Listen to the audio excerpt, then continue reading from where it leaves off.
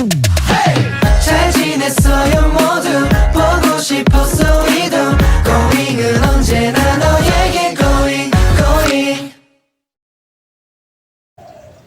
Assalamualaikum warahmatullahi wabarakatuh. Om Swastiastu, Namo Buddhaya, Salam Kebajikan. Perkenalkan, nama saya Sabrina Naura Rayani Abdanta, nomor absen 32. Di video ini, kelompok saya akan menjelaskan mengenai tentang bencana alam kekeringan. Apa itu kekeringan? Kekeringan adalah salah satu bencana alam yang terjadi secara alamiah maupun karena ulah manusia. Menurut BMKG, kekeringan termasuk dalam bencana hidrometeorologi. Kekeringan didefinisikan sebagai curah hujan pada suatu wilayah dalam periode tertentu. Sementara, pengertian kekeringan menurut Badan Perencanaan Pembangunan Nasional atau Bappenas adalah kondisi kurangnya air bagi kehidupan manusia dan makhluk hidup lainnya pada suatu wilayah yang biasanya tidak kekurangan air. Kekeringan juga merupakan kondisi normal dari iklim di setiap wilayah. Seperti bencana pada umumnya, bencana kekeringan tentunya terjadi karena ada penyebab dan juga memiliki dampak yang ditimbulkan bagi manusia dan lingkungan. Penyebab kekeringan di antara lain yaitu yang pertama, curah hujan di bawah normal.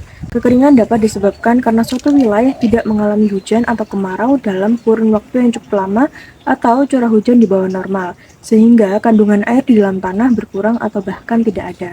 Yang kedua, konsumsi air yang berlebihan. Hal ini disebabkan konsumsi air berlebih tidak diimbangi dengan sumber air yang berlebih pula. Konsumsi air berbanding terbalik dengan sumber air.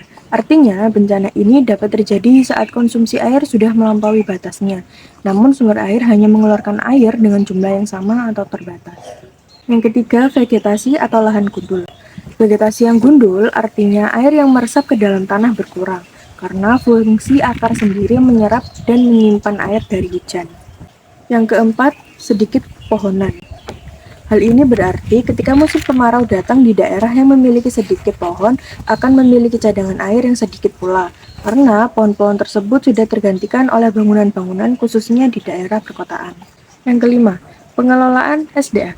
Kekeringan dapat terjadi karena masyarakat suatu daerah belum bisa mengelola sumber daya air yang ada secara baik ataupun prasarana sumber daya air yang kurang. Adapun juga dampak kekeringan. Pertama, berbagai macam tanaman. Tanaman berfungsi sebagai penghasil oksigen bagi tubuh kita.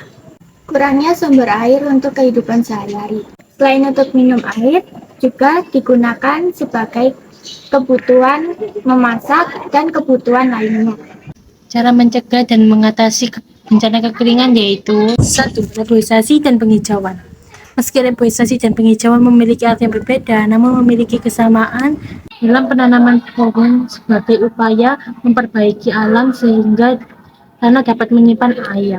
Pembuatan waduk atau bendungan. Pembuatan waduk atau bendungan dapat dilakukan oleh pemerintah beserta masyarakat dalam membuat bendungan atau waduk sebagai cadangan penampungan air, baik keperluan irigasi maupun sehari-hari. 3. Menghemat air. Penggunaan air sesuai kebutuhan harus dijadikan kebiasaan masyarakat, karena air memiliki peranan penting untuk kehidupan. Dalam mencegah terjadi hal-hal di atas, berikut ini merupakan 5 langkah yang dapat dilakukan untuk menghindari bencana kekeringan. 1. Menggunakan sumber air dengan hemat dan sesuai dengan kebutuhan sehari-hari kita.